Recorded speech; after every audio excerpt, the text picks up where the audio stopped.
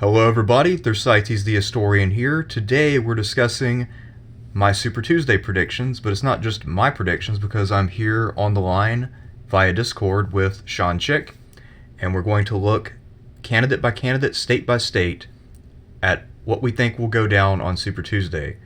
The race has been shaken up a bit by the sudden departure of Pete Buttigieg, so we'll try to figure out where he's getting his money because clearly he didn't leave of his own accord.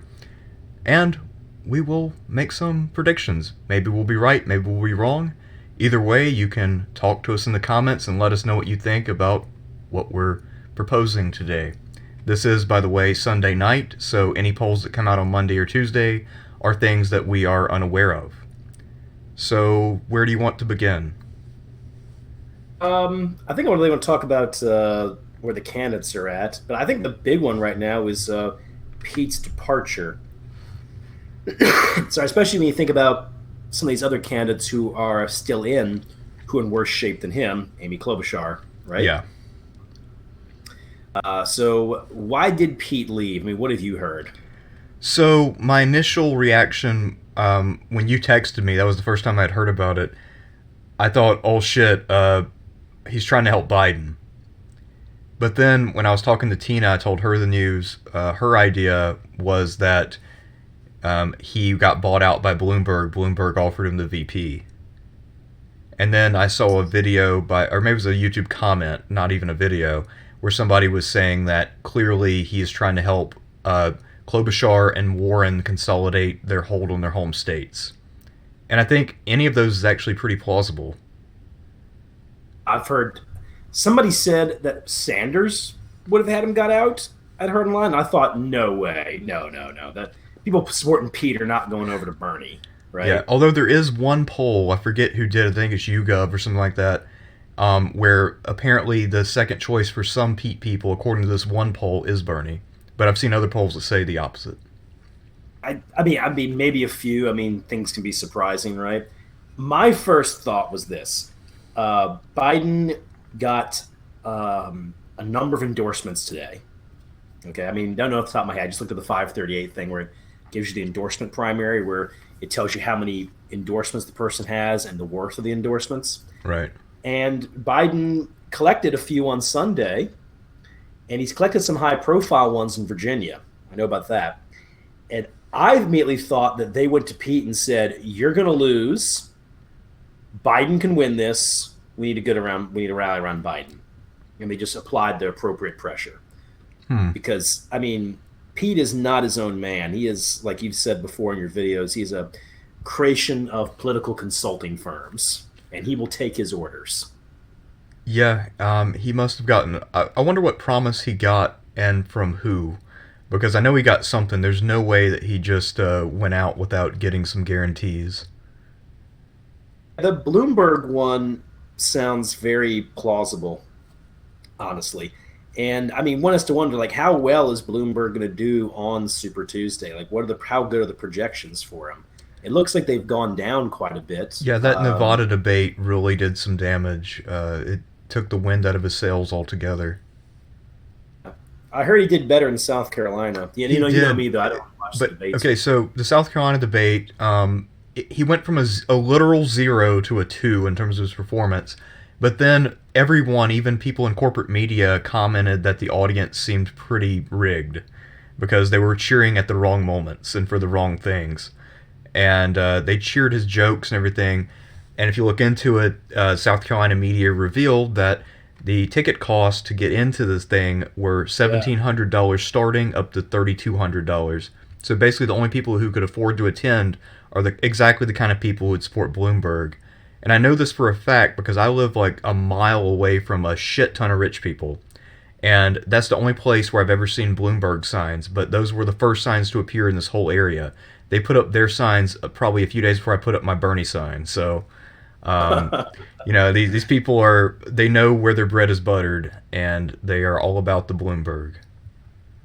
I think, now that we're talking about it, I mean, this is all just, let's be clear, this is all just speculation, but Bloomberg seems like the one he would have made a deal with. Yeah. Because I don't think Biden and Pete particularly liked each other. Yeah, and I think I can imagine the conversation between Bloomberg and Pete was like the conversation between Palpatine and Anakin and Revenge of the Sith, where he was offering him a Sith apprenticeship. I mean, like there's because he's like, well, you can be my heir to. I'll give you $1 billion in my will, and then you can go fuck up the country by yourself. Damn it. My $1 billion plus your connections equals devastation for all of the plebs. But what if Bloomberg dies and then the will says Buttigieg gets $1 billion? Dude, if that happened, our democracy would end. I'm not even kidding. I mean, like, look at because Pete gets caught doing sleazy shit all the time, pretty much, right? Has a day passed where you haven't seen a headline about him getting caught trying to fake a photo op with black people? Or that bullshit email thing he did, where remember when he sent the email to people in South Carolina, he said, if you don't respond by 5 o'clock, I will assume you support my Frederick Douglass plan. Yeah. And he keeps doing shit like that. He's done a number. I mean, he's done particularly a number of sleazy things. I know you and my brother Danny, I talked about politics a lot. You two really hate Pete. You got some good reasons. I mean, I really don't like the guy myself either. But, I mean, him pulling out, it also makes perfect sense. He knows he's not going to go anywhere. It definitely has to be a favor to somebody, though, because he still has a decent block of support. Like, suddenly there's like about depending on the state, there's a 5 to 15% support group that has got to go somewhere. Right. Well, I guess it varies from state to state, because I feel like his national numbers were better than his numbers in any given Super Tuesday state. Yeah, I think, I don't know which ones he was polling well in, but I think there were a few. Like, I think Massachusetts was one he's polling well in. Yeah, which I guess sort of supports the idea that he wants Warren to win her home state, which, that's another thing that really pisses me off, though, is that some idiot wrote an article about how Warren and Klobuchar deserve to win their home states, and it's disrespectful to try to beat them in their homes. And it just pisses me off so much because basically you return to this like favorite son, favorite daughter candidacy bullshit from back when the primaries didn't determine who the nominee is. When every douchebag politician who was a dead ender just wanted to get their home state voters to praise them and just have people sing their praises for no reason. It's like, oh, you're our senator. We happen to grow up and live in the same geographic space. You must be special. Here is our praise and our votes, even though it makes no difference and we know you're not serious about winning. Yeah, the favorite son thing. I was reading about that recently in connection with some Civil War stuff with the nomination process. Like, 1860 was Nathaniel Banks of Massachusetts, the one who became a Union general. He had that thing going on too. Yeah. Nobody took him seriously. But I don't know who was going to benefit directly from Pete. Probably Bloomberg and Biden, I would say. Bloomberg and Biden are still cutting things up. Yeah. I have to wonder why. I mean, I get why Gabbard's still there. She's not taking away a lot of support from anybody. She just wants to be in there to get her message across. She's stubborn, and she wants to make her point. Yeah. And we all know eventually she's just going to back Bernie, and they're going to be fine, right? Right. What I'm curious about is why the hell is there still Klobuchar and especially Warren? Well, I think with Warren, it's probably more insidious. Warren, I believe, is there to try to take away some progressive votes because despite the fact she lost so many progressives back during her snake bite moment in January, she still has some progressives, and a lot of her voters identify as very liberal, meaning that, in theory, if she were out of the race, they would have to relocate to Bernie. So I'm basically 100% sure at this juncture that she's in the race solely to fuck Bernie, and that's it. Well, if you don't mind speculating about a few things here, right? So, on the one hand, some people were saying, like, well, why did she pull out and then it can be a Sanders-Warren ticket? I don't perceive a lot of warmth between those two. No. Especially after that January debate incident where they literally just called each other liars on national television. Yeah, and even before that, because all right, on the one hand, here's my theory. If I go back to 2014, December 2014, Hillary Clinton essentially meets with Elizabeth Warren, and the gist of that meeting is, don't run. It's going to be me. Right. Now, Elizabeth Warren did not come out and campaign for Hillary hard, but nor did she endorse Bernie. She kind of just sat out the 2016 race. Part of me thinks that maybe she's in this still because maybe on an emotional level, it's like, that was my chance. If I defied Hillary Clinton, I could have become the Sanders figure, but I didn't. And I do know that one of the reasons Bernie did run in 2016 was that he knew Warren wasn't going to run. He knew nobody else was going to, so he saw an opening. No, I agree. And Warren had said, I'll do it. I don't think Sanders would have gone on in 2016 because I think he just saw his opening. So I think in her mind, there's also this thing. It's like, I could have done this. I could have been a contender. You know, she's given the Marlon Brando speech from On the Waterfront to herself. Yeah. And there might be something personal with that too. Like she looks at Bernie, it's like, this should be me. And also, you know how everybody always likes to say, well, there's no way we can know what happened in that conversation, that one-on-one between them. I'll go ahead and speculate what happened in that conversation. Bernie probably told her that he's running, and she's like, but dude, it's not like 2016. I'm running this time. I got this. You don't have to run. And then he probably politely and indirectly said something to the effect he doesn't think she can win. Because at that point, he knows her political instincts are total dog shit. But she took it as she took it as he said that a woman can't win. I say if that, I do still kind of like Warren, especially like her wonkiness. I like the plan stuff, but I will say, I think she's actually a straight up liar. I don't think he probably even said that to her. Oh, really? I do read a decent amount of conservative news. And, you know, one reason is you should always know what other people are thinking, no matter who they are. Right. From all different points of view. But the other one, too, one of the interesting things about reading conservative news is that you get to hear all the particular attacks that the way these people look at a Democratic candidate. So if you're watching MSNBC and somebody like Warren, they're not going to mention things that the National Review will mention. Now, some of that stuff in National Review, of course, won't be accurate. Same thing with MSNBC. But I'm reading it, and you're like, oh, you see how the Republicans, how conservatives see these candidates, and their overall impression of Warren is that she is a liar, that she is full of it. She might be, of all the ones you see on stage, I'd say she's probably the most disliked person by conservative media and even by Republicans that I know as well, because man for man person, they see her as a liar. And I have to say, there's quite a bit of a trail on that one. And I know everybody lies, got hypocrisy everywhere, but I don't think Bernie said that. I think she's just lying. Stunk of desperation. It could be.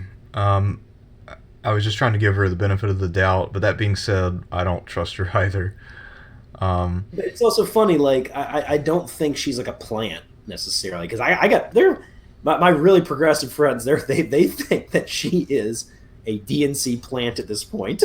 No, I don't think that they want her, because even the reforms she wants to enact are things that are anathema to their corporate donors. And that's also why I think it's deeply delusional, but honest, when she talks about how she thinks she's going to be the compromise candidate.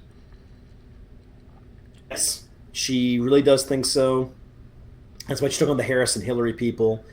I mean, I remember Liz. Remember you met Liz? She was girlfriend a few years back. Right. Yeah, she was involved for a time with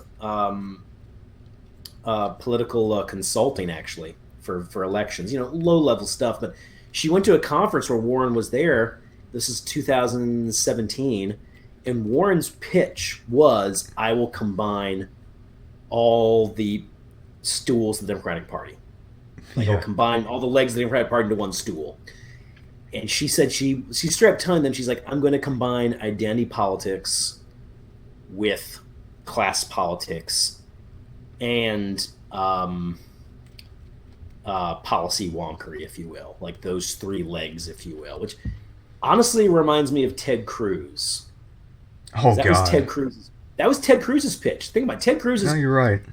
Like my father, very, very conservative, right? Loved Ted Cruz. Rush Limbaugh, he liked Ted Cruz as well.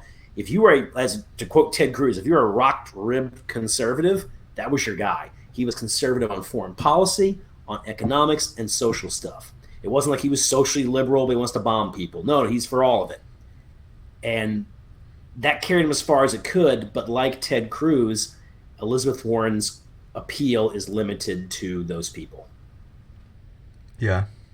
I personally like Warren. I don't mind her voice, but I'm in a minority. Yeah. Yeah, because I used to like her, and I think I've told you back when, at least here, and in the graduate program I'm in, I remember the first time we'd gotten together as a group after the primaries had started, and they asked me who I supported, and I said Bernie, and one of them looked at me and they're like, "Really? But Warren's in the race. Like, come on, what are you talking about? Why would you support Bernie over Warren?" I'm like, I know well, somebody. because Bernie was there when we needed him in 2016. Warren wasn't. Also, he's more to the left, so at least on the issues that I care about most. So, I mean, if Warren at that time had won the nomination, I'd have gotten behind her, no problems. But Bernie was my guy. I had a friend like that. She essentially told me that. Her thing was like, I was like, I'm going to support Sanders. She's like, well, why not Warren? I mean, Warren's done more. I mean, Sanders has no legislative accomplishments. I'm thinking, well, nor does Warren. Yeah, the junior senator, I guess early second term senator Elizabeth Warren. Right. I mean, these are not. You're also talking about people who have been a minority and have also been in a Senate where everything's locked up anyway. Yeah, and also You know, Bernie has passed a lot of amendments. and I mentioned his. I mean, I didn't get into an argument with her because I'm like, that's stupid. I'm not going to do that. All I said was that look, when he was mayor of Burlington, Vermont, he got a lot of things done, and he also showed an ability to be practical, which I think people underestimate. Bernie has his beliefs, he's ideological, but he also wants to get things done. He will make deals. And I Yeah. don't mean that as a bad thing. I don't mean like he's going to sell you out or something. He wants to get something done at least, Listen, And I we think we gotta make a deal, guys. it's. I can't do a Bernie right now, but Why do um, you think? I want to know though. Why do you think Warren is still in it? oh, she's So there to fuck summation. Bernie, straight up, no question. She's there to broker the convention because she honestly believes that Bernie can't win. Maybe she believes Bernie. It's either two things. One, either she believes Bernie will get fucked no matter what. So if she's there, she can offer herself to a brokered convention, ride in on a white horse, talk about being a woman, get the nomination, and then enact progressive change and be the first woman president, thus being a great hero. Or she is secretly a sellout to the establishment, as evidenced by her super PAC recently. And she is just there to play ball. She's a player in the game, as she once said, and then she just wants to sabotage progressive priorities. Then they nominate some moderate idiot. That person might get in office, maybe not. Either way, she claims victimhood and says that she was misled or betrayed if she wants to get back in with the left, or she just goes full on centrist. And those are the two options that I see open. Okay. Well, all right. So you're seeing it as a strategic maneuver to get to a broker convention, which makes sense. That's how she would sell herself. Yeah. I also see it as a personal thing, Yes. and she also knows this is it. There's no second chance. Pete can pull out now. You probably will see Pete again. Now, I mean, based on the fact that people can now run nearly 80 years old, he's only 38. He could run for the next 40 years. That gives him 10 attempts, potentially. We might have another Henry Clay situation, right? Yeah. Yeah, so in theory, Pete could possibly put up 10 more candidacies, meaning I guess he would surpass Lyndon LaRouche or whatever that guy's name was. Eugene V. Debs. Yeah, or Eugene McCarthy, who I think ran every year between 68 and 92. Damn. Yeah, because actually my friend Mark here, who's an older guy, he voted for McCarthy back in 1992 because he just thought it would be a novel experience to vote for somebody who has run in every primary of his life, or most of them at least. So, That's amazing. at least every primary of his adult life. But anyway, yeah. No, So the Clomentum is over. yeah, or the chlamydia. The Klobuchar. Yeah. Why is she still around right now? I mean, we say this. I mean, we could wake up tomorrow and she's out. That's true. I think that in her heart of hearts, Klobuchar believes that she can win because she talks about that all the time, and she literally hasn't lost an election. And I guess if you've been in a number of elections, she's been in what, probably 8 or 9 at least, maybe more. And because she's won all of them, I think she honestly and truly believes she's invincible. And because of that, I think that she thinks that in a brokered convention, the party might turn to her and just hand it over. And I think that she has a more reasonable expectation in that regard than Warren. Because Warren is not going to get the nomination. I don't care how many speeches she gives about you need two wings to fly or whatever. It's not happening. With Klobuchar, because she is a corporate centrist who wants to change nothing, that was something that would appeal to the Bloombergs and other billionaires who might get worried about even Warren's sort of modest reform package. Okay. And you don't, I mean, I will admit here, I'm not an expert on Klobuchar policy-wise. I watched your video about her a while back. I don't remember it as much. Yeah, so she's not for anything interesting. It's the most boring, milquetoast shit you can imagine. Pete, by contrast, looks like a progressive compared to Klobuchar on a number of issues. No joke. Okay, interesting, man. She actually would have definitely a better chance than Warren. I think you might be right there. I mean, when they're on the debate stage, she's always the one that looks most confident to me. Yeah, she looks cheerful because she knows that she's playing with house money. She doesn't even have to win shit to win. So she should look confident. So at this point, how do you feel overall about Sanders, Biden, and Bloomberg? Those at this point being the big three Tuesday. Bloomberg is the living embodiment of why the Roman Republic fell. If I had to point to any one modern human as the reason why that system did not last, to explain it to somebody who has no context about Rome, I would just point to Bloomberg. This is someone with no charisma, no talent, no ideas. He's only in the race because he's got money. Without his money, he would have registered 0.0. He makes John Delaney look like Captain Charisma. He makes John Hickenlooper look like a substantive candidate. He makes Cory Booker look like he has an economic message. It's pathetic. Yeah, I can agree on all those, man. I mean, Bloomberg, he literally has zero charisma. There's nothing there. There's not a human being. He just looks dead-eyed. He's deadpan. When Warren asked him about the NDAs in that debate, he didn't prepare for the question. He didn't think that it would be an issue that he was accused of sexually harassing 60-plus women. Even Herman Cain in a Republican primary in 2012, before the Me Too movement, got that question and was devastated by it. And Bloomberg's stupid ass didn't even think it would be an issue.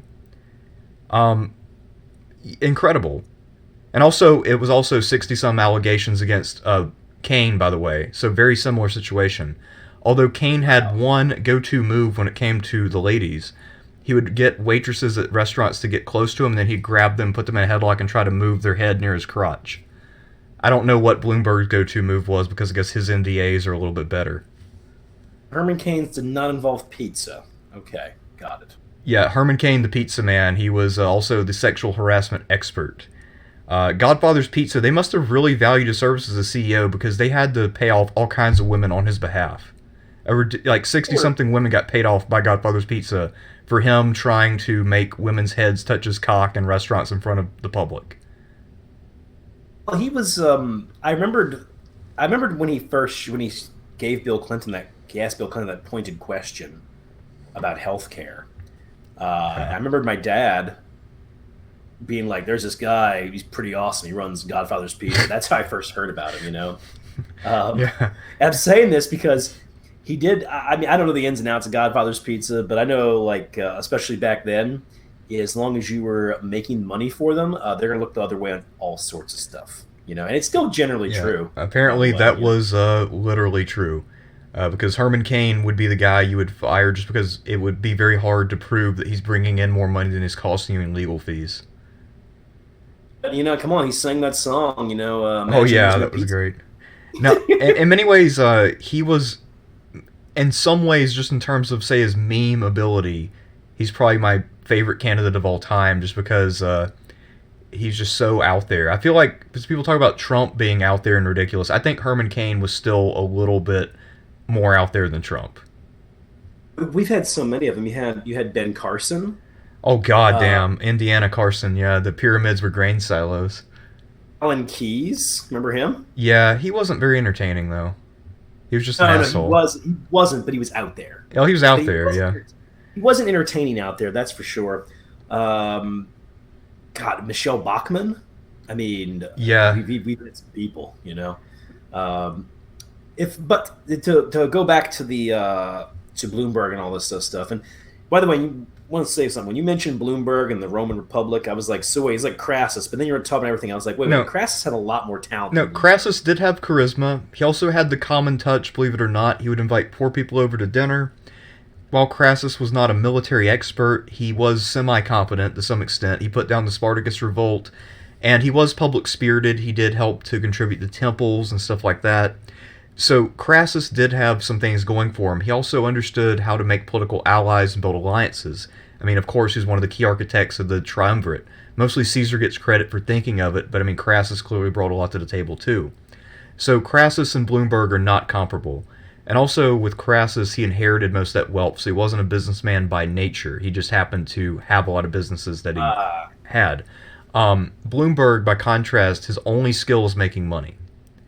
And I think it's safe to say that at age 78, he no longer has the neuroplasticity to branch out into a new field because this shit is pretty sad.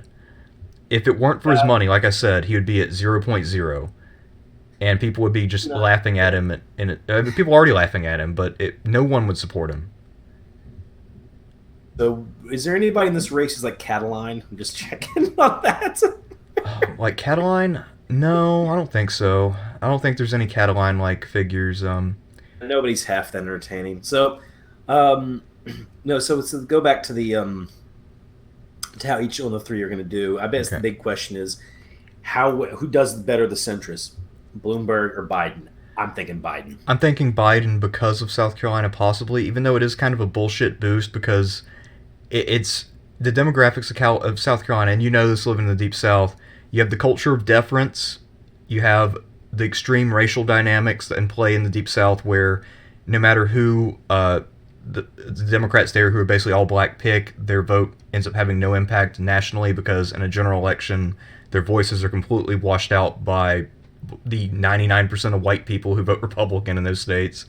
Um, it's a stupid process, and then they talk about how we have to uplift the black voices and all that. But the fact of the matter is, yeah, black voters in the Deep South have no voice in a general election, and if they choose a nominee who's unviable, as Joe Biden is, the man has dementia. I don't care what anybody says. Clear case of dementia. Uh, if he gets nominated, he will lose. He'll make a fool of himself. And then we have 4 more years of Trump, and that's the worst thing that can happen to the black community, ironically. So all this virtue signaling about we need to listen to black voices, it's such a farce, and it's an embarrassment. I don't know if Trump would necessarily be the worst thing to happen Well, to maybe the black Bloomberg might be community. worse. That's a good. I don't Yeah, know. I mean, Hard question. that being said, I mean, well, my take on black voters is, in a lot of ways, they're screwed because the Democratic Party also takes them for granted. It does. Except every And 2 to 4 years. yes, and there's, I'm in New Orleans. I mean, you want to see like the most incompetent set of corrupt politicians around, Yeah. But I'm not surprised with the South Carolina results because you're talking about the South of culture deference. While I'm not an expert on black voters, but living in New Orleans, pretty much born here, lived here most of my life, if you, a lot of black people just don't vote for a variety of reasons, right? Some of them are in jail, some just don't care, okay? Like they don't care. They also know that things aren't going to get better necessarily. And I Yeah. say that because, New Orleans has mostly been had black mayors for the last 40 years. The condition of black people in New Orleans has not improved. That only makes you more cynical and demoralized. Yeah. The ones who do vote, a lot of times the ones who go to church. So securing black votes a lot of times, especially definitely in the South, I can't speak for the North, but a lot of it does have to do with securing community leaders, church leaders, those kinds of people. And that's what Joe Biden did in South Carolina. He had those leaders wrapped up. So I actually never for a minute doubted he was going to do well in South Carolina. I know everybody's like, oh, Bernie was gaining. I was like, no, no, no. He has laid the groundwork you need to win South Carolina. That's how Hillary did it. That's how Obama did it. He Yeah. has a similar thing with Virginia, it looks like. So Well, I I don't know do. about Virginia. I mean, Alabama's a lock for Biden for sure. Alabama's a Um, lock. I think he's going to win Virginia. yeah, he could. One thing else about the South Carolina results I forgot to say is that even though the mainstream narrative will definitely be about race, in a nationwide poll, if you look at all black people in America, Bernie now has a slim majority of, or plurality, I guess, of black voters. One, but also two. A lot of that had more to do with generation and age than it had to do with race, because Oh the yeah. South Carolina electorate that came out, I think, was it 75% of them were over the age of 45. I mean, that goes back to the thing I'm talking about with the churches and the Yeah, community organizations. You're going to get older black people in there. They're going to listen to the preacher that they trust. You know what I mean? yeah, And I mean, there's Biden also made good inroads with black political leadership. There's probably a good feelings for him also because he stood by Obama. yeah. Also, Uh, random question, but maybe you would know. I was thinking about this earlier, and I have a chance to look it up. But you know how they said the Clyburn endorsement was really influential in South Carolina? yeah, I've Has read Jim that. Clyburn ever actually done anything since the civil rights movement? I speak to a man. I'm not an expert in Jim Okay, Clyburn. because I mean, Um, the only times I've seen him in headlines, he's been extraordinarily unimpressive. At least the last decade or so, and he mostly just the go along to get along corporate Democrat from everything I can tell. So I don't really well, that's the see. thing to keep in mind too. Now, this is mostly older, but generally older black voters are more on the conservative side, and even a lot of younger ones as well. There is a tension between do you want to be in the system or do you want to change the system? Right. And you can find that that debate rages on before the civil rights movement of the 50s and 60s, during that movement, and even to this day. You know, but you remember you mentioned that Sanders has better support amongst black people right now nationally.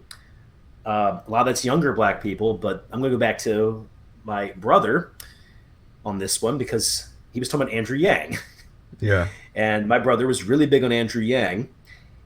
But the thing is that Andrew Yang, for him to win, it was going to be youth support.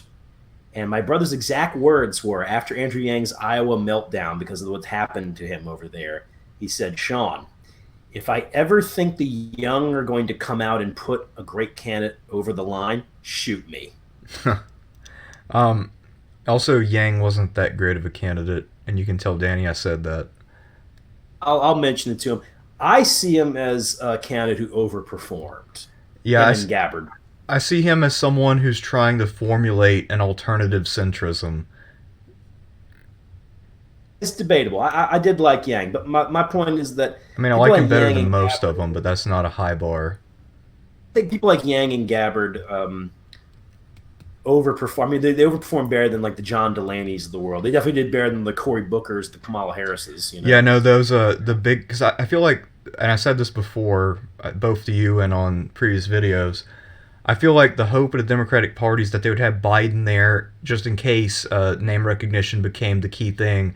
But their hope was that Biden would fall away and be replaced by one of the big three, Gillibrand, Harris, or Booker, and maybe Klobuchar and Pete as like the third stringers.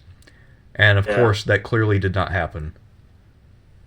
We really saw the limits of identity politics going into this one. I mean, the candidates who ran on their identity strongest, none of them made it to Iowa.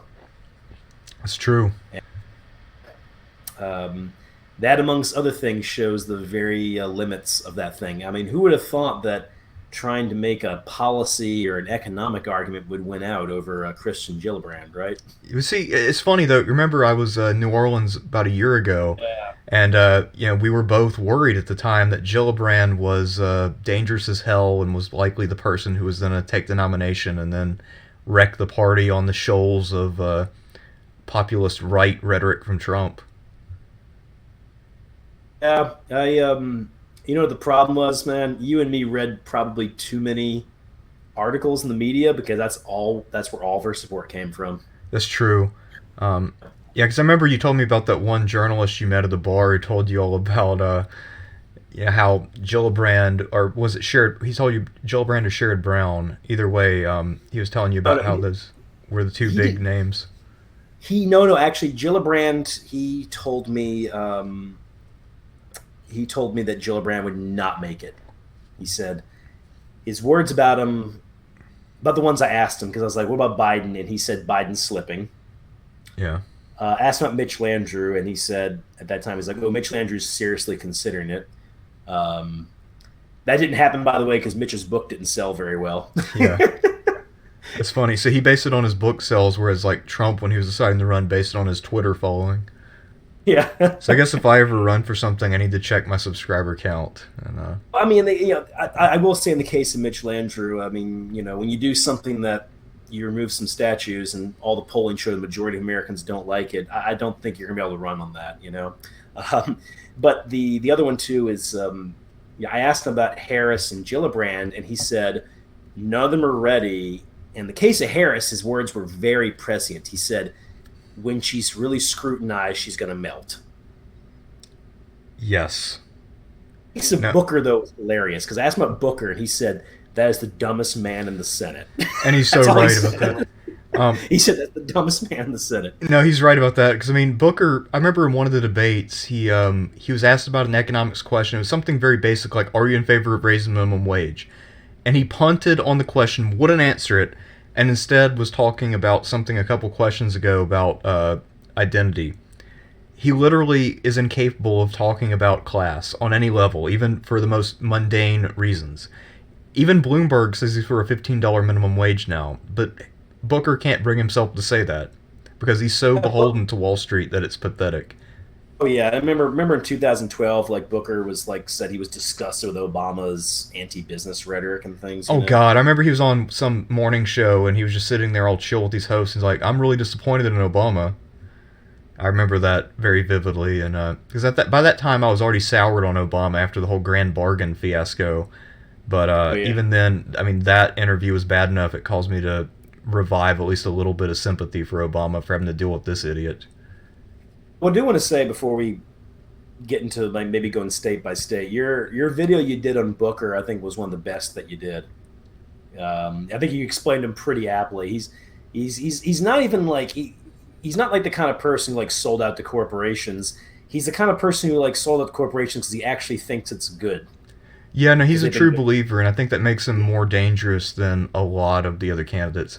Because I know a lot of people, especially our old friend Michael, who lives here now, and Mark, who I mentioned before, and some other people. They are people who said they'd be willing to vote for someone like Booker because he says brave things about race. I don't care what he has to say about race. Based on what he said about Wall Street, I would rather eat a bullet than vote for that motherfucker. No joke. Um, Same thing. I just thought he was. I just thought he was an empty suit. No, he is an empty suit, but he's also a very dangerous empty suit. Same thing, like a whole lot. I'm actually burning your bus at this point, just to reveal where I stand. I'm not interested in any of the other candidates in the slightest, and I also refuse to accept anyone who comes out of a brokered convention because I don't want to further entrench the authority and legitimacy of a two-party system. I think the two-party system is an absolute cancer and a disgrace because it limits the choice of voters to such an extent. And it's really also breaking down with the way the system is set up as conceived by James Madison, where change is supposed to be incremental and slow. But James Madison was betting on having a good faith negotiator. And I mean, the James Madison system already failed in the 1850s. Yeah. It already failed. We shot each other to pieces. Well, also, the whole idea of incrementalism works really well if you have a world that changes incrementally. But we had the Industrial Revolution and now the technological revolution, and between those two things, the world is now changing rapidly. So incremental change as a political model is no longer acceptable. It's no longer viable. Now that I say it, you can make a good case that we never really did have incremental change. I mean, your average president gets most of what they get done in the first 2 years. Yeah, and that's why Warren's healthcare plan was such a fiasco, because the whole idea is like, we're going to do a public option first, then after 2 years, when I get my fucking ass kicked in the midterms, then we're going to do Medicare for all after everybody wants it. And I was just thinking that's the most incompetent thing. That tells me she's either a snake sellout or she is a fucking idiot. Either way, unacceptable. And that's why, going back to my two options about what she might be, that's why I feel like that's why I can't decide between those two alternatives, whether she is a true believer but completely incompetent, or she is just a complete and total fraud. She also might be one of those kind of people who, like, you've gone to Harvard, you've looked at all the stuff, and you come up with a really clever plan. It's almost like looking at Japanese World War II naval planning, where you have like so many fleets all doing stuff at once, and it's how the thing would be like, this is the main body, this is the main cover support body. They're so far away from each other they can't help each other out. See, here's another thing. Speaking of like Harvard and Yale and like that whole like Ivy League thing, I've met a number of people, because a number of the professors I've worked with before have come from one of those two schools. People who get their PhDs at those universities actually tend to be real people. And they also tend to have some humility about who they are, because, I mean, grad school is basically just getting the shit kicked out of you every single day. But people who get their undergrads out of Ivy Leagues and don't do anything beyond that, totally fucking insufferable. Completely insufferable. Like, they think that they're gods among men. That's the Pete Buttigieg syndrome. That's where the smugness comes from, I think, in many ways. I don't know what he's like before he went to Harvard, but by the time he got out of Harvard, I imagine he was the Pete we know and hate today. That's a good point to be made there, man. I've kind of seen that too, and couldn't quite put the wording on it. But yeah, I mean, well, the ones doing the undergrad thing, I mean, they don't want to, like, the ones doing grad school, they want to teach, Undergrad, they want to go become like masters of the universe on Wall Street or in DC, right? Yeah, and the other thing I have to note while I'm on this rant, being a Rhodes Scholar is not a big deal, really. I'm sorry. All you do is you go to England and you study the same thing you studied as an undergrad. You take classes at an equally prestigious university with different teachers. You pretty much are probably passed automatically because it's understood you're not actually there for an extra degree. You shake some hands, maybe tour the local pubs, you go home, and then you can say you're a Rhodes Scholar. Not that big of a deal. It's not the same as getting an actual graduate degree and putting in the work that involves. So the next time somebody talks about being a Rhodes Scholar, everyone out there just know that, yes, it's impressive to get the honor, but you don't actually do that much when you go. More impressive is that you got the honor, not what you did with the honor. There's not much you can do with the honor. You have a year. You can't actually learn that much in a year.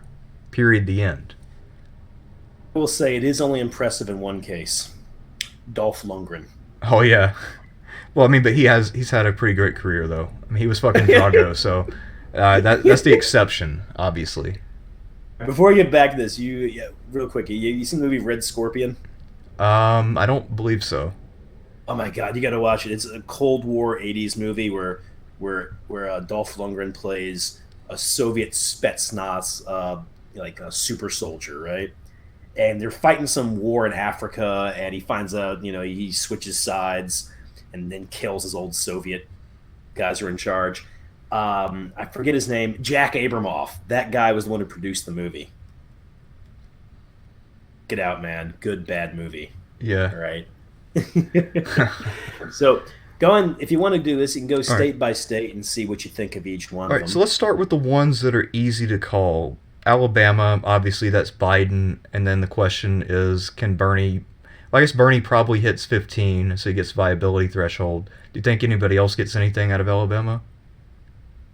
No. I can go ahead and tell you right now that down here in the South, Elizabeth Warren gets nothing. Okay, because I mean Klobuchar's not getting shit. South Carolina, what, did she crack 7? I don't think. I think she had 8 and Pete had 9, so she actually finished below Pete. Man, she got 8? Damn, that's hard. Or maybe it was 8 and 7. Either way, it was either 9 and 8 or 8 and 7. But either way, she. Last time I saw it was around 7. I know Klobuchar really bombed out in South Carolina, but yeah, Alabama, no way. It's potentially just like a Biden.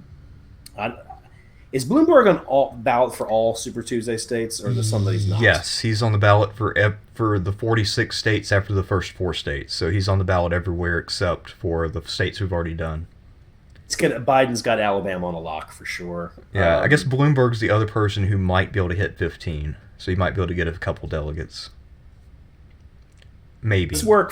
Let's work geographically. Let's work from south to north, if you will. What Okay, about so Tennessee? Tennessee, I'm not familiar with the polls there at all. Actually, I don't even know if there have been polls out of Tennessee.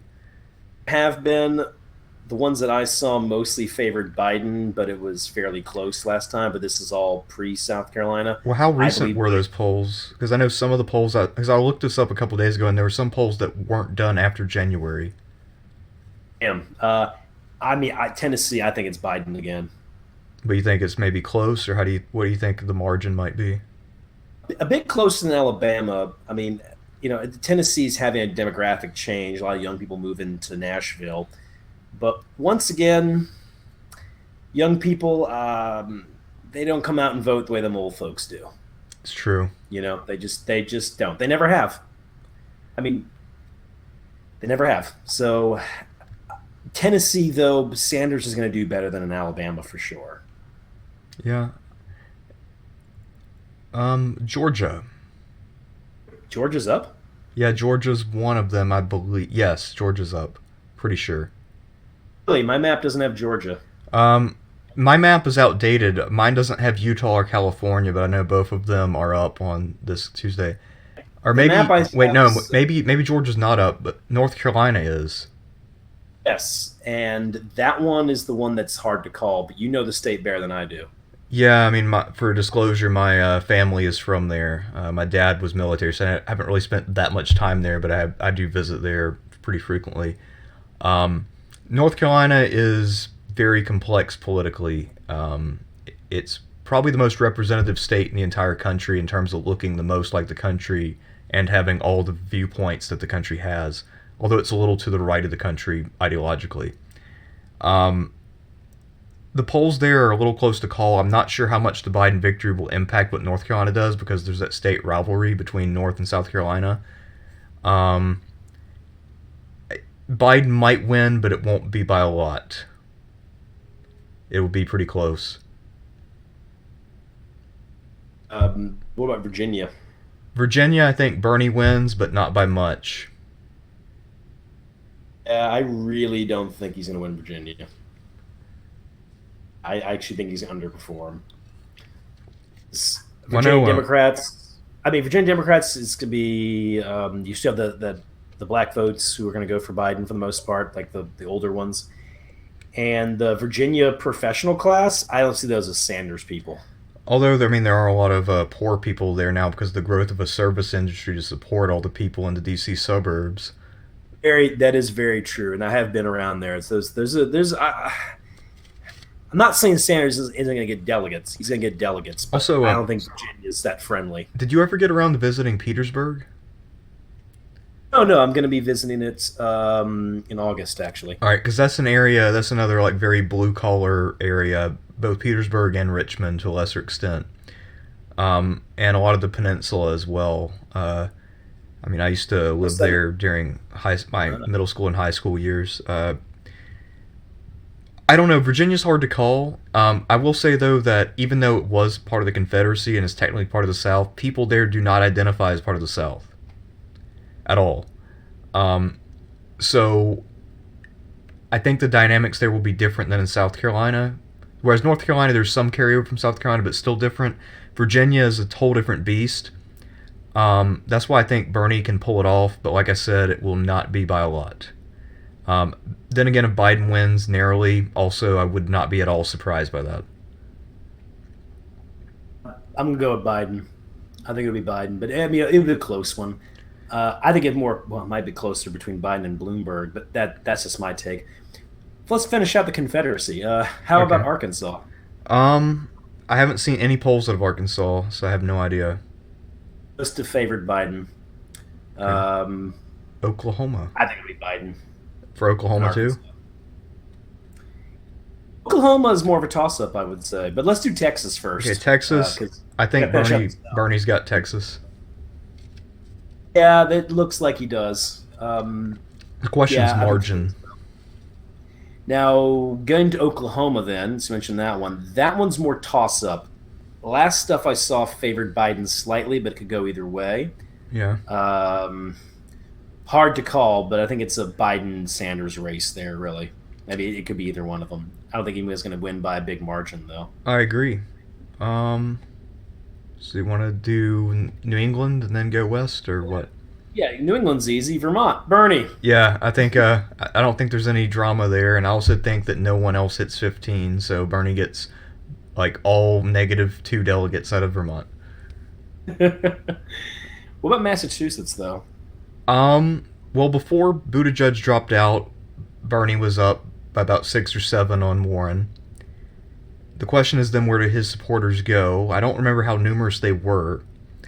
Um, I think there's a good possibility Bernie still ekes out a victory by 0.5% or 1% or 2%. But I don't really know. I think Bernie takes Massachusetts. They can smell a loser there. That's what I say. No, that's true. I mean, Warren clearly is not going anywhere beyond Massachusetts, and I don't think she wins it. But she might. It's a possibility, but I think Bernie has the edge there. So I guess next up would be Minnesota, the land of the lakes. Klobuchar. Yeah, because I got to think now that Buttigieg is in the race. I'm trying to think what was he actually polling at in Minnesota, because that's the votes up for grabs. I mean, Klobuchar's led in most of the polls. Pretty much has the entire state's political apparatus lined up, and she's popular in the state.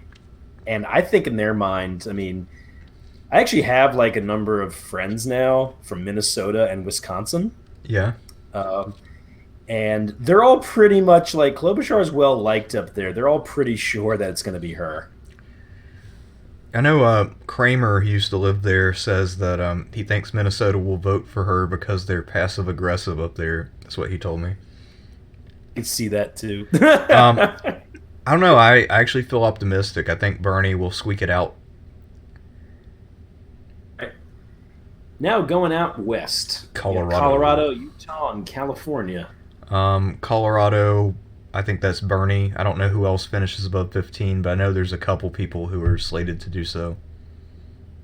It'll be Bernie in Colorado, I think so as well. Utah I don't know anything about Utah. The polls are very favorable to Bernie in Utah, believe it or not.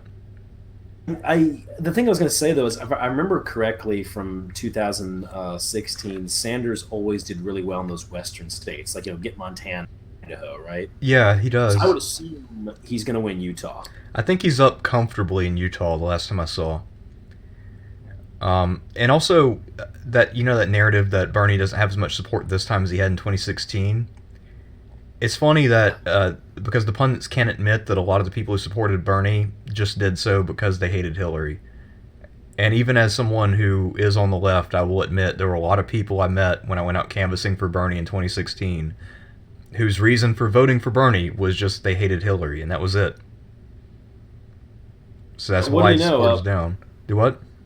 My father, who I knew about Bernie Sanders, by the way, when he first went into the House, because my dad was like, "There's a crazy socialist in the House," Yeah. But in 2016, he was very much like, "Go Bernie, go, kill Hillary." Yeah, I remember I knocked on some door in the rich person part of town nearby, and the 18-year-old opened the door and then he introduced his dad. He's like, "Yeah, he's a Republican, but he's also going to be voting for Bernie because he wants to stop Hillary." And California, all I've heard is that Sanders leads in the polls there, right? Sanders, at this point, has the victory on lock. The question is margin.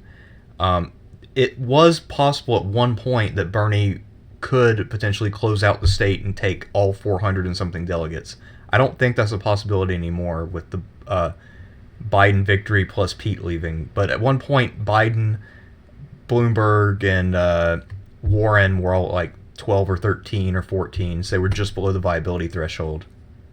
And okay, so it's possible that both Warren and Biden make the cut, but Bernie has the state itself in the bag. There's one that's not on the map, but I know it's tomorrow. I know it's Tuesday. Sorry, Democrats abroad. Oh, that's Bernie. Easy, no contest. Yeah. Now, what's the Democrats abroad? Like that gives you what, maybe 3 delegates or something? I don't know how many it gives you, but it's basically, yes, the Americans who aren't living here right now. And last time when they had their vote announced at the Democratic convention, it was actually Bernie's brother Larry, who came from Britain. He's a Green Party MP over there. He came over here to announce for Americans abroad in favor of Bernie. Yeah, I figured he'd get Americans abroad. It was actually kind of a tearjerker. I don't know if you saw that, but because they were talking about, because the older brother was talking about the parents and how proud they'd be and all that. Wow, I'll look that up sometime then. Definitely. Yeah. I think that's all that I have. It should be 13 states and Democrats abroad. My map, which I think must be from a previous year, has Alaska feature, but I haven't heard anything about Alaska being this year, so I'm going to assume it isn't. I can tell you it's not Alaska. Okay. The reason is because I just, before this happened, made a trivia question about which states are on Super Tuesday for in about a week. Okay, so you must. Oh yeah, I forgot you do trivia, don't you? Yeah, I host here in New Orleans on Mondays. Nice. But yeah, no. So that's the way it looks. It's in some ways, I want to say that since a lot of these states are west and south, they really do play to Biden and Sanders. And I'm kind of more fascinated with how a state like Pennsylvania or Illinois would go. I'm pretty sure the Midwest right now, in all the polls, such as they are, Bernie is leading.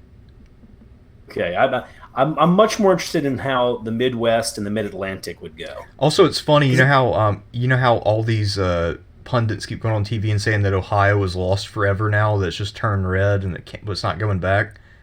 Yeah, yeah. Guess who wins in a head-to-head against Trump in Ohio? Bernie, and no one else. I mean, those voters are interested in economics. Yeah, exactly. That's why I keep saying, like, I can't yell it loud enough. If you want to win in Ohio, talk about fucking money. It's just like, was it Vince or Shane McMahon's theme song in the Attitude Era? If you ain't talking about money, you're talking don't matter. It's true, though. That's the truest thing that I've ever heard from a song. Yeah, I mean, especially a wrestling song. Yeah, I mean, no genius statement here. But and look, 2018, the Democrats in the state got their fucking asses kicked. Except for Sherrod Brown, who talks about unions.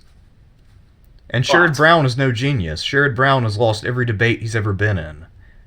Yeah. And also, there was a local news story that ran recently where people were talking about him as the compromise candidate at a brokered convention. I don't know how to feel about that. It wouldn't happen, and once again, it's the same thing that always stops Sherrod Brown from getting anything right now. They don't want to lose that Senate seat. True.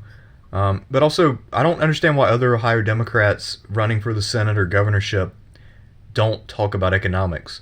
Because we had Richard Cordray running for governor in 2018, and this is a guy who ran the Consumer Financial Protection Bureau after Warren didn't get the job. And so he has a record on those issues, right? He has a background. He didn't talk anything about that at all, pretty much, except in passing. He ran ads that showed him helping some old lady load her groceries in her car. And they said Richard Cordray's a nice guy. And then they compared him to Kasich. Now, Kasich's assistant governor, or excuse me, vice governor? What's it called if you're the deputy governor? Governor? Lieutenant governor, there we go. I've been drinking, I don't know. Lieutenant governor was running also, and he was also running as Kasich Jr. Now, who do you think they're going to go with? The guy from his own party who's in the administration, or some guy who just came back from Washington and his record in Ohio is basically like 3-8 or something like that? I mean, yeah, they're going to go for Republican light. They're going to go Republican. It's also very, I mean, I view this stuff very, very structurally with these parties. So you have these people who have essentially been trained to like be light on economics, and they've done it for so long. I mean, what are you going to do? Like retrain them? Yeah, they're not. They're built to fight a different kind of war. Both parties really are. I look at both parties a lot of times, and you can see elements in both of them that are shaking things up and doing different things. Right. But so much of it still is like this is a debate from the '90s, guys. Or just like You remember know, that Pete line in the last debate where he talked about he doesn't want to relitigate the culture wars of the '50s versus the '60s. That's literally a Bill Clinton line. And it's also what the newscasters were talking about when they talked about the Monica Lewinsky scandal. I do want to ask you one thing before we close this up. Yeah, what's up? I know Nate Silver put the chances of a brokered convention up, Mm-hmm. and I'm really thinking about what the implications will be for that. If Sanders does get the most delegates, which I think is most likely, he will get the most delegates going in. I've been saying for a long time, given the number of people involved and some other stuff, that it probably would. It may not get brokered on the convention floor. It might get brokered before, but it's a contested convention. Put it that way, Right. right? It's going to probably be that. That's what it's looking like. And I don't know, because on the one hand, your Democratic Party operatives have to be nervous about the fact that these corporations are not going to put money into Sanders. They're just not. Right. So I wonder, would they want to take it away from him and risk the backlash? Or if he had the most, would they run him anyway, but he wouldn't get any support, and they would just, in a sense, almost cross their fingers to say, "Oh, he'll lose anyway." So what you're asking is, will they keep over him or will they McGovern him? Yeah. Well, who's the first one you said? Kefauver? Yeah, Kefauver in 1952 won the primary with a massive margin, but then they gave it to Adlai Stevenson instead. And the Republicans did the same thing that year. Eisenhower came in second to Robert Taft, and then they gave it to Eisenhower instead. I knew more about Eisenhower versus Taft because that was a signal for a transformation of the Republican Party at the time. Yeah. And the Republican, well, Dewey in a lot of ways as well. But I didn't really follow the Stevenson one because all we knew of is Stevenson is you're like, Jesus Christ, this guy really gets his clock clean when he goes up against Eisenhower both times, Yeah, I mean, Stevenson, the impression I get, because I know a lot of historians now celebrate him because he was ahead of the curve on civil rights. But, yeah, he also got his ass kicked. The thing about if Eisenhower, even as a war hero, came out of a contested convention where the will of the Republican voters was denied, because conservative voters wanted Taft, who was, I would say rock rib, but if he's the son of William Howard, I doubt he ever saw his ribs after the age of 20. So whatever, very, very padded rib conservative, he won the primary with the party faithful. Then they gave it to Ike because they knew Ike could win moderates. Because, Eisenhower at one point considered running as a Democrat. He didn't give a shit. He was pretty ideological flexible. Yeah. So, in the Republican sense, it actually made sense in a way to steal it from Taft, who most likely would have lost. And the Democrats. I'm sorry. Go ahead. My bad. Go ahead. With the Democrats, though, if they know they're running against someone like Eisenhower, a national hero, you have to go with someone your base likes. I guess back then, to be fair, it didn't have the down ballot impact it has now. Because, remember, say, Nixon won in landslides but had no Congress. Yeah.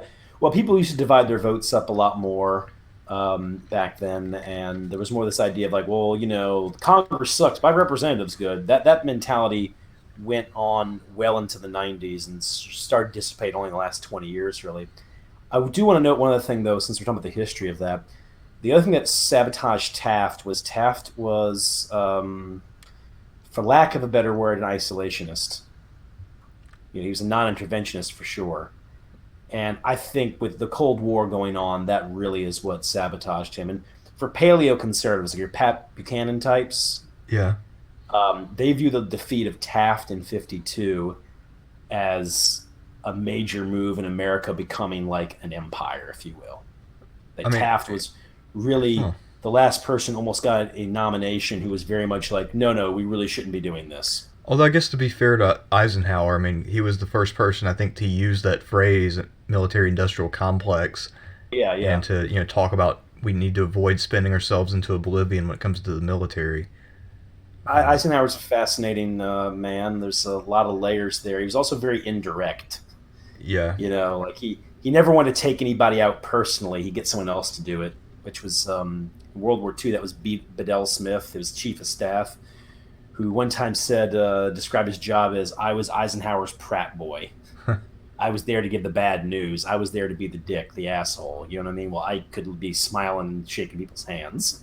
That sounds about right. I've also heard, because I TA'd for an African history class, and apparently Ike's MO when it came to meeting with African leaders is that when they were visiting, he'd have Nixon meet with them, and then he'd go play golf. Because he didn't believe in African independence because he was super racist and he didn't think black people could govern themselves. And so he wanted that British and French control to continue into at least another decade or two.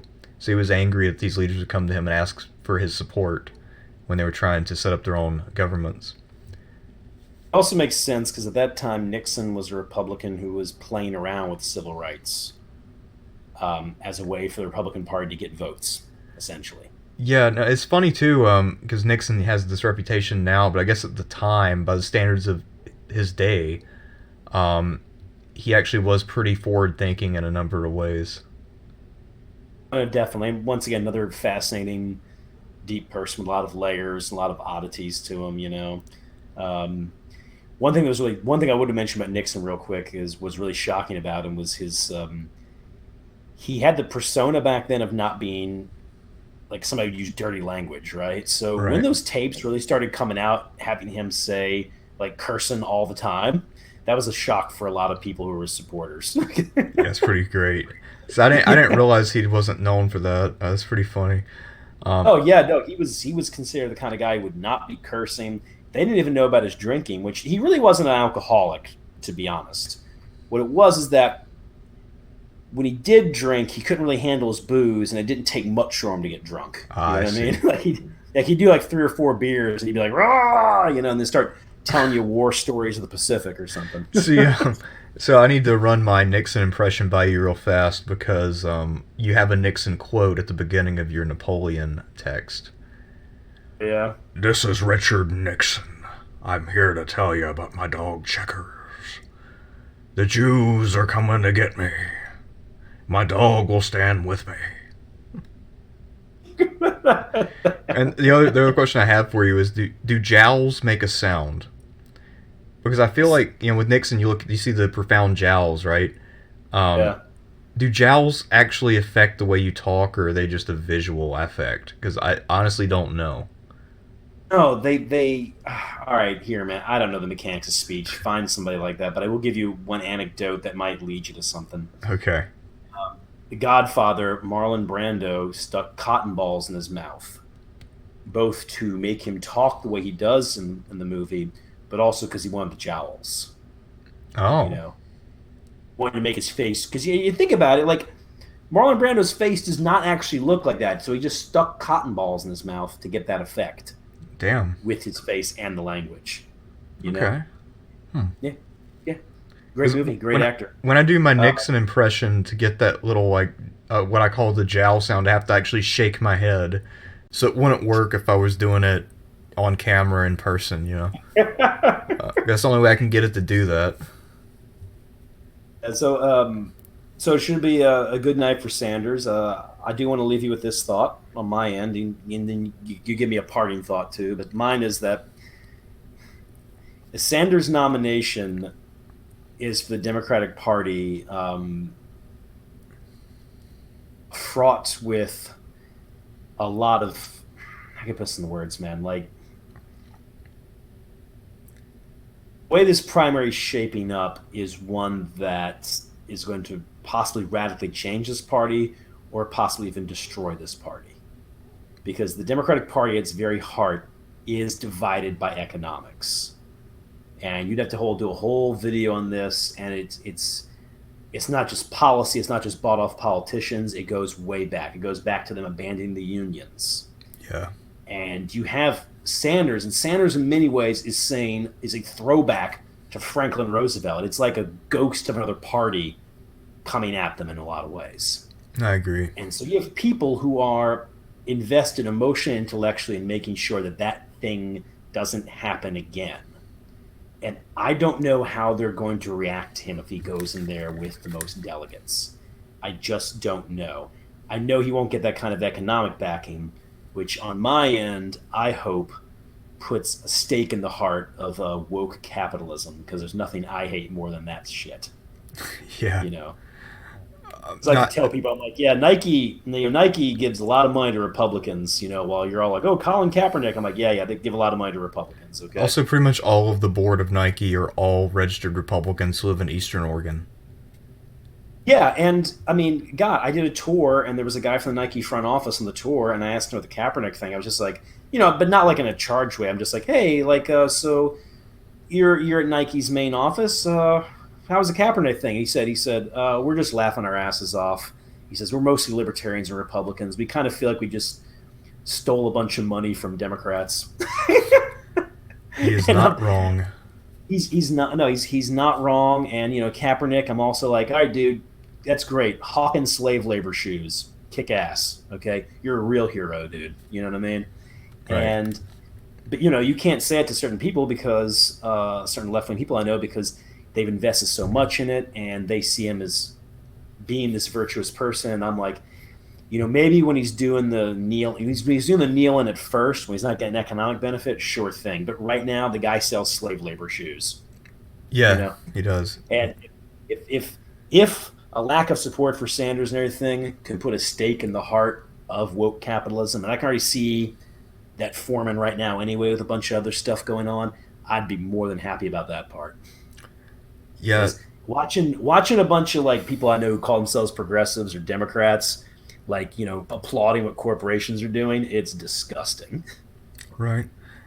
So, I mean, I don't really disagree with anything you said there. I guess my closing thoughts would be Super Tuesday at this point will not be decisive. Before, it had the capability of being that. Say if Sanders had won all 400 something delegates out of California, if he had, run the gamut in Texas pretty much, then it could have basically been over after Tuesday. As it is, we're looking at a long, drawn-out fight. The best case scenario for Sanders is that what happens on Super Tuesday is that all but a handful of the other candidates drop out. If it's a duel between Sanders and Biden, or Sanders and Bloomberg, or something of that nature, all the polls show that Sanders wins that duel. If it's a three-way race between the three of them, then in that case it becomes very interesting. It probably still goes to a brokered convention. The question is then, let's say Sanders has a plurality at 45%. The superdelegates, at least some of the ones who are very establishment, have already indicated they have every intention of stealing the nomination from Sanders. If they do that, the party will definitely fold. No question. Game over. I know I will be one of the people leaving. Many people will dim exit. There will be a new third party from the left, which will try to kill the Democratic Party. At that point, it will have completely betrayed everything it ever stood for.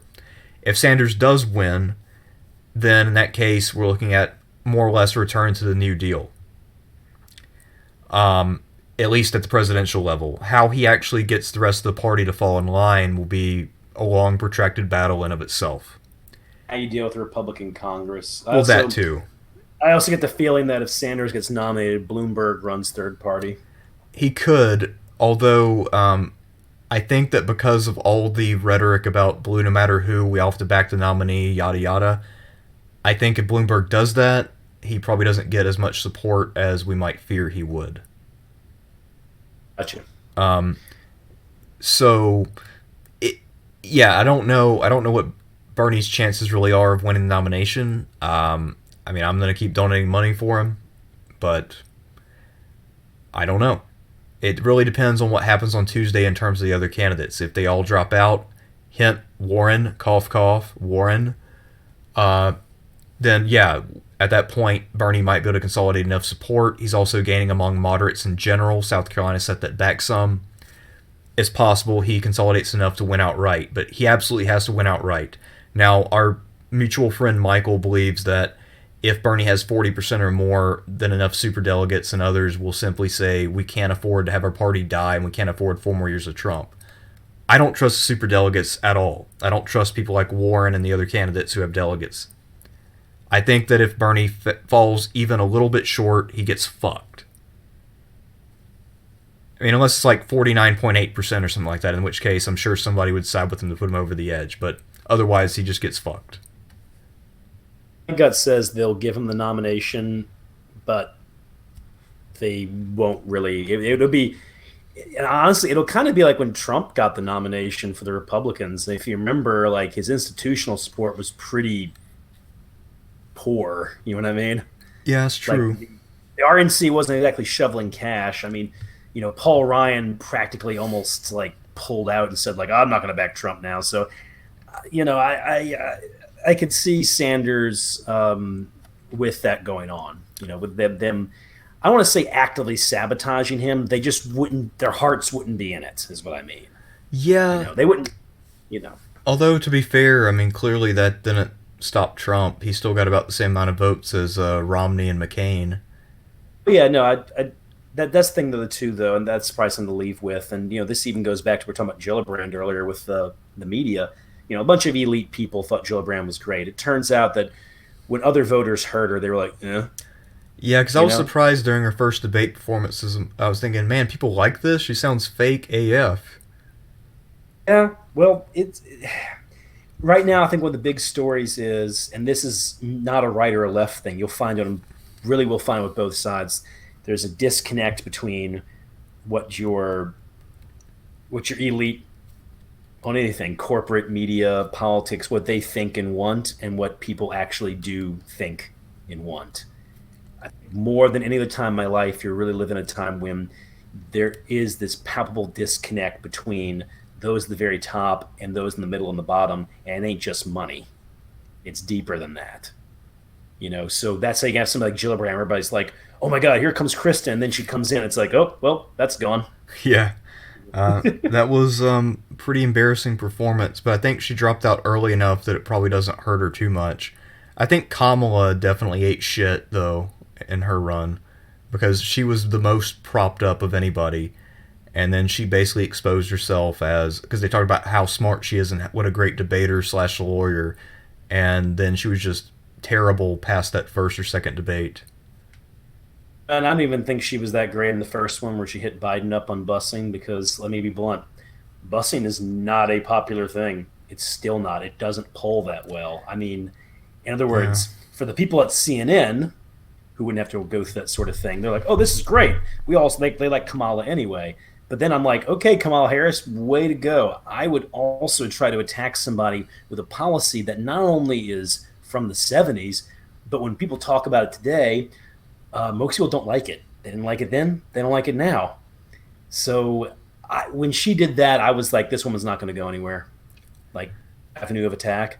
And I know she got a bump in the polls, and then she got a big bump with some endorsements. But, also, I mean, all they had to do was start talking about her past as a DA, right? And all that stuff she did, like, truancy and marijuana and all the rest, Although I am surprised she didn't get a key endorsement from the Time Traveling Association, because she listened to Snoop Dogg years before he released his first album. Oh God, that was so horrible. It was. God, I hate that stuff. Man, politicians, the Clintons would do that stuff too. Like, remember one time Bill Clinton was like, I remember watching the Iowa caucuses when I was a kid, and they're like, yeah, they didn't exist then, Bill. I remember when he tried to be cool, but also not too risque. I tried marijuana, but I did not inhale. So the message, of course, is that, he doesn't know how to smoke weed, so he's an idiot. He tried and failed to smoke marijuana. That's what I'm getting out of that. I want to say Hillary Clinton, once said that she was named after Sir Edmund Hillary, the guy from New Zealand who climbed Mount Everest, right? And they were like, yeah, that kind of happened like after you were born. Yeah. Like stuff.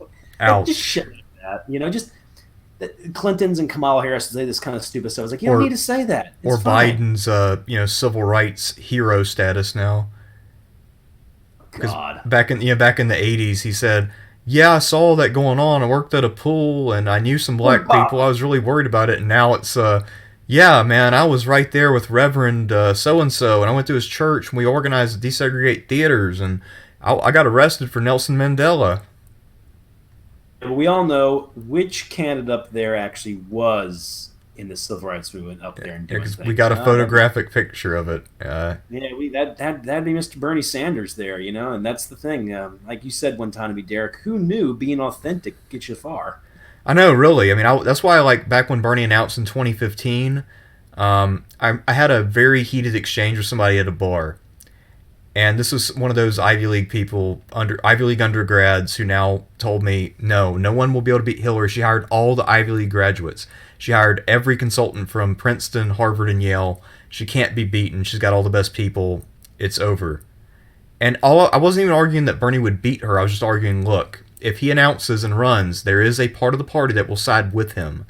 It will be something of a race. There will be something to talk about. There will be debates. I didn't even know if he'd win a single primary, but I did know something would happen. And then basically she just was dismissive and said something very vaguely elitist, and I blew my shit at her and yelled at her. It was like a whole scene. Oh, shit, man, I get Yeah. you that. Well, I said that too. I was like, yeah, Bernie when he announced, I'm like, don't worry, he's gonna do way better than you think. Like I knew he'd be able to speak to people. yeah, He that would offer some, like I was yeah. shocked when he got, what was it, 300,000 people signed up to be volunteers immediately after he announced. Something like Oh, he that. came to New Orleans shortly after I was there. I mean, I was like, I heard he was running. I was like, hell yeah, man, I've been following you for years. I'm all about this. Yeah, I remember I Um, discovered him back when we lived in Kentucky. I was watching the Tom Hartman program, and Bernie would come on for brunch with Bernie, and yeah, oh man, but I'll say one last thing, man. That a woman who told you that, like, she hired the best Ivy League people, and my thing with that is always like, look, these are the same people who sent you to Iraq, who destroyed the economy, and told you Trump was going to lose. yeah, it's true. I think I made something like that argument, and then she just basically rolled her eyes at me, and it pissed me off. You But just get exhausted by experts constantly failing, kind of like how our U.S. generals can't win a war either. I mean, it's just I'm not. America's just a country that rewards incompetence and failure nowadays. What do you know? It's like the late Roman Republic, right? yeah, it just rewards what family you're born into and what connections you have. At this point, we don't really have that much more social mobility than the Romans had in the Republic period. Sad to say. Sir, I better be going. I got Okay. to. I want to do a few things for bed and all the rest. Uh, Yeah. Thanks for the talk, and we'll see how Super Tuesday goes. Yeah, thanks for coming on and recording these videos. We just, for those of you who don't know, we back to back this video with the Napoleon video. So we've been on here quite a while, and I've taken up quite a bit of Sean's evening. Uh, So, no, it's been fun, man. Thank you. all right, thank you. Talk to you later. All right, bye bye. Bye.